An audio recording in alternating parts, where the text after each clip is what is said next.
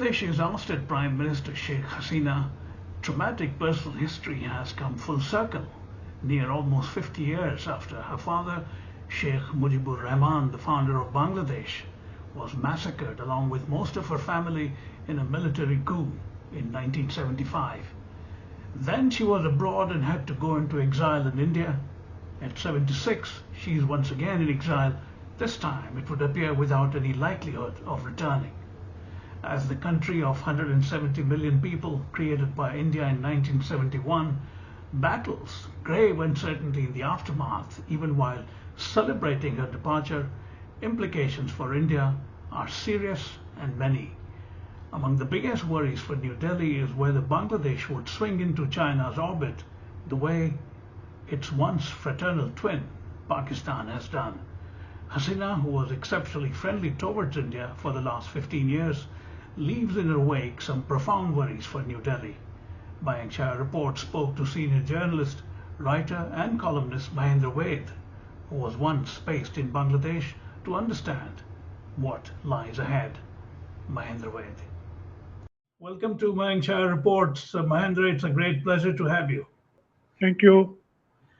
I'm sure you're aware that for Sheikh Hasina, its personal traumatic history coming full circle after nearly 50 years. In 1975, her father and almost her entire family was massacred, and she was abroad then, and then she went into exile in India. And once again, she is in exile. How do you look at the crisis in Bangladesh? Well, it is really, that was a different circumstances. Today she is in Delhi on a different situation altogether. The latest we hear is that she is trying to for asylum to United Kingdom, and they have sort of put off the whole thing, saying that you cannot you cannot arrive in UK and then seek asylum. For you should go to the safest place close by, which happens to be India. Right. And I think there is some problem at the British end. There is also a report that she is trying Finland or Belgium, but we don't have any final thing. And she's not exactly unwelcome in Delhi, but her destination is Europe, where her relations are, and she's not able to reach there. Do you think that for all practical purposes, her career is over? She's 76. She has created so much rage in Bangladesh. She has basically run away from there. What does she do now? Well, I suppose she lives with her family and spends the rest of her life. That is what, because her son has already said that she will not return to politics. Now, he's the only son, and coming from him, I guess he is based in US. Well, that would be probably the family council that keep out of politics. What is important is that the political legacy that started with her father way back in 50s, if you say the language movement of Bangladesh. Of course, he was one of the leaders, and then you had the 6-point program in the 66, and then you had the entire freedom movement where he was jailed and taken to Pakistan. Somehow he survived, came back as leader of the nation, was the president and the prime minister. At the end, he was unfortunately assassinated. And now his daughter has seen 4 terms. 5th term she was on, and now the situation is that she has been forced to resign and fly out. You know, for now, the country seems leaderless, even though they have freed Khaleda Zia, the former prime minister. At least for the foreseeable future, you have General Waqaruzzaman, the army chief in charge. Khaleda Zia would be, if at all, a passive leader in the sense she is also ailing. She is a year older than Sheikh Hasina, and she has been arthritis and a whole lot of other problems she's had. And her complaint was that Hasina did not allow her proper treatment, but that we have no way of finding yes or no to that. But she would be the symbolic leader, just the way she started her career after her husband was assassinated in 81. President Ziaur Rahman, I'm talking of. So Right. she began as as a symbolic leader and then emerged as a politician. She won the election once, twice. So it's a different ball game today.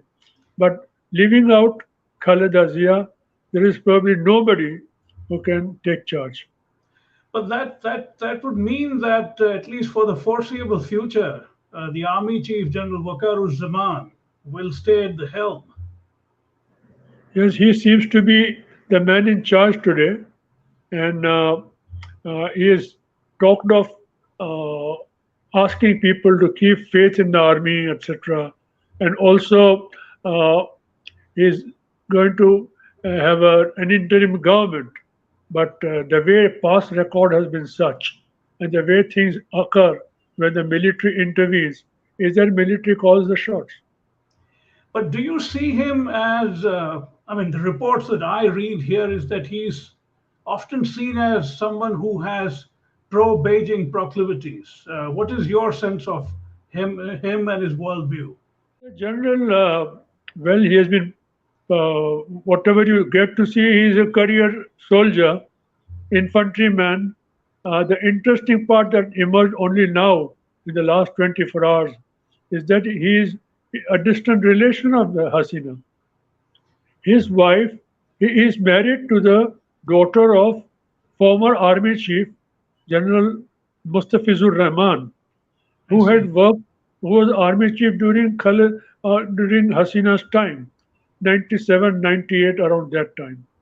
And uh, Mrs. Zaman and Sheikh Hasina are distant cousins.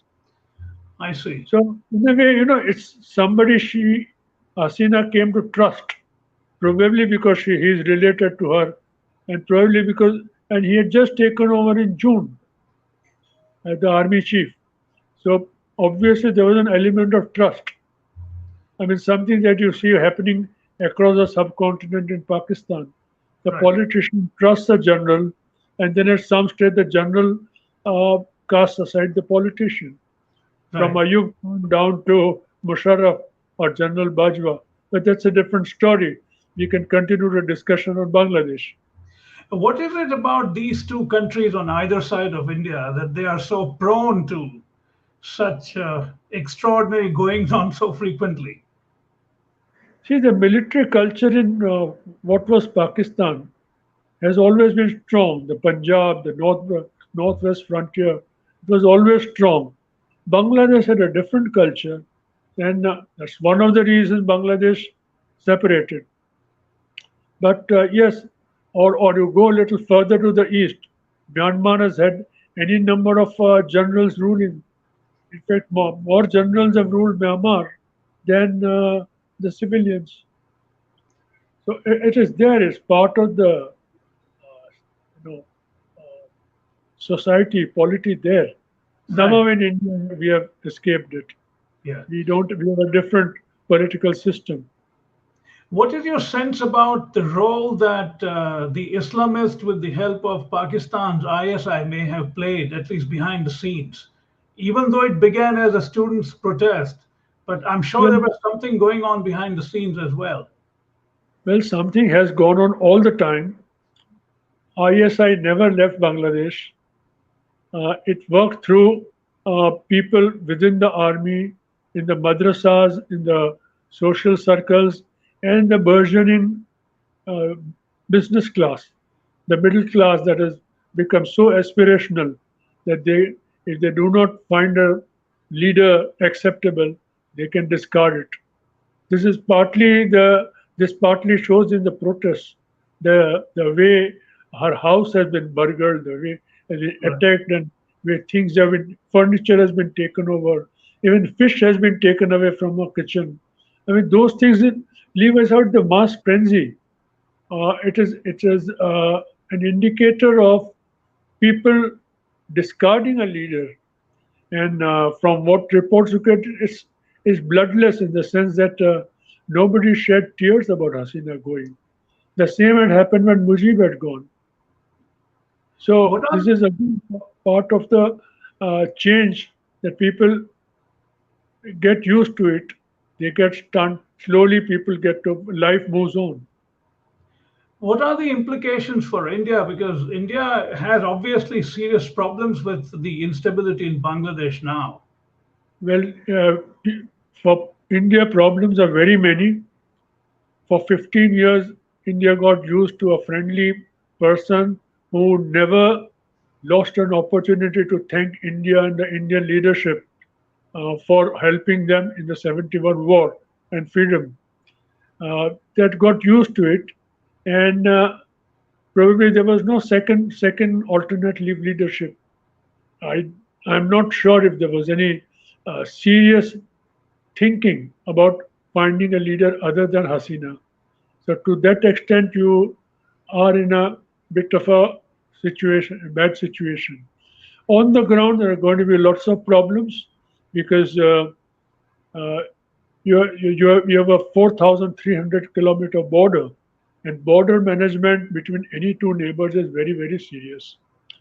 There has been smuggling of goods, smuggling of cattle, smuggling of humans, people moving around, drugs. And in adverse time when Khaleda Zia was president, prime minister, even arms. So those things have happened. And as you know, Bangladesh, along with India, is part of that crescent where Right. the drug movement takes place. So all that now, you had a friendly government on the both sides. They worked on it. Now we have a government. You have a government in Bangladesh. You will have that will always remain suspicious. I'm reminded of the years immediately after Mujib was assassinated. There was total indifference, hostility to India because they took it, assumed that India had supported Mujib and anybody other than Mujib was not acceptable. Ziaur Rahman tried to create his own nationalism, which was independent of India. And people had lots of complaints about India, which otherwise they were played down. Now, that about talking of the current situation, you will have uh, the Ganga Water Treaty coming up for renewal very soon. And well, it was discussed during when Hasina met Prime Minister Modi that it would be worked out and there's various stages. It's not an easy treaty, and both sides would want more water. So that is one thing. Tista water. Now there are 53 systems between in Bengal which both Right. the countries share. These two major systems are involved. Tista, Bangladesh has been clamoring for a very long time. It has not worked, partly because West Bengal opposes it. Now, the Chinese wanted to step in, and India was justifiably finicky about it because that area is just 23 kilometers broad Right. between in North Bengal, what is called Chicken's Neck. Yeah. And India is very finicky about Chinese coming in physically. The Chinese were prepared to invest, but Hasina came to India and she worked out things, and India accepted all those offers, which would include cleaning up the river, dredging of the river, you know, creating enough situation where more water flow is there, which can be shared. Now, all those things, after all that, when she went to Beijing, Beijing cold shouldered her according to all the reports. They did not like the idea of her going to India first. And now, of course, in the new situation, how Beijing will look at Bangladesh, how they will want investment. Now, these are things, this is an uh, wide open situation where there are going to be problems. So we have taken border, we have taken water system, and diplomatically, there are also going to be problems. Now, about the water treaty of Ganga, if you recall in the 90s, uh, Begum Khaleda Zia's government always went to United Nations and in the speech at the UN General Assembly, India's uncooperative approach on Ganga water and Farakka barrage, all that Right. was raised year after year, if you recall. Right. So all those things will come. Now you will have when the treaty comes from renewal, which is very soon, uh, these problems will again get exacerbated.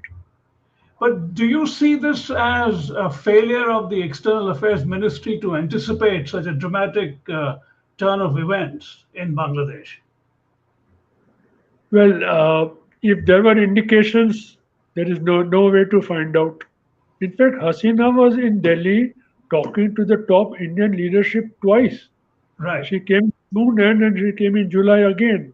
Now, Absolutely. we have no way to find out if she discussed any of the things, if she gave any indication, or if Indians cautioned her what kind of trouble she could be facing. We have no idea actually. I mean, just the way Sheikh Mujib, I mean, he was specifically warned that there was a threat to his life. He ignored it. Now, if this was such a thing was discussed with Hasina, we do not know. If how she reacted, if at all, we do not know. I see. Now, to conclude, Mahendra, how do you think India should play it at this stage? They don't have a choice other than working with whoever takes over for the time being. And if that, I mean, if it is the army chief, they'll have to Yes, live with him.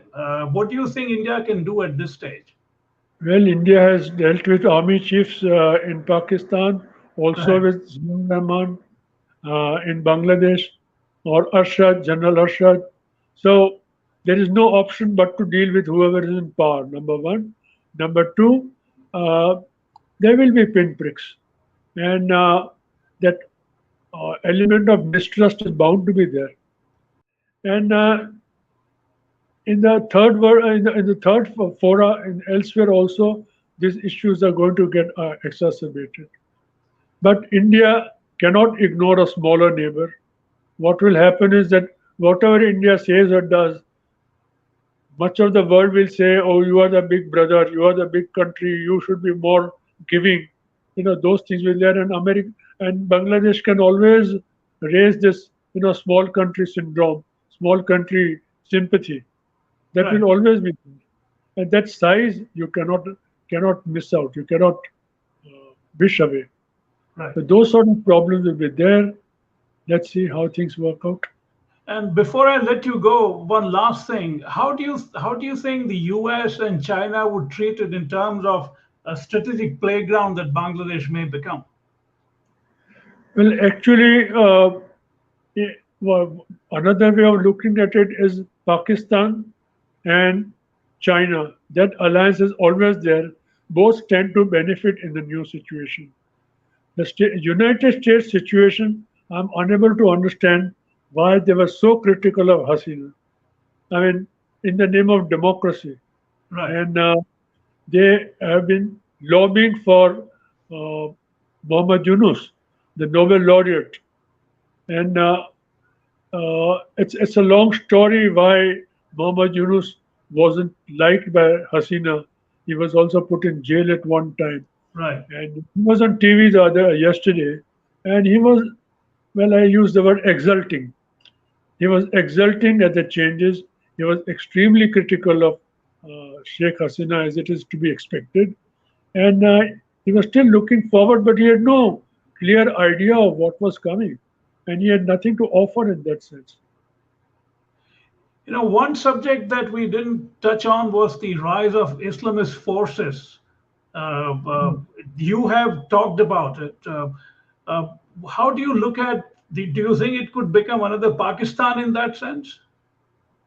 Well, comparisons are odious, but even in best of days during East Pakistan days and later when Begum Zia was in power in Bangladesh, uh, uh, these Islamist groups, the madrasas, and the tribals from northeast, that is the Assam and Nagas and Mizos, they were active. Their camps were run on the border with within Bangladesh.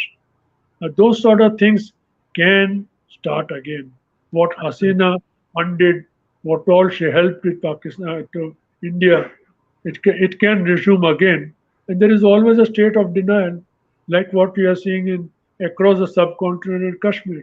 Right. So these problems are bound to be there, and this is going to have very serious impact on the whole of east and northeast of India. There's no doubt about that.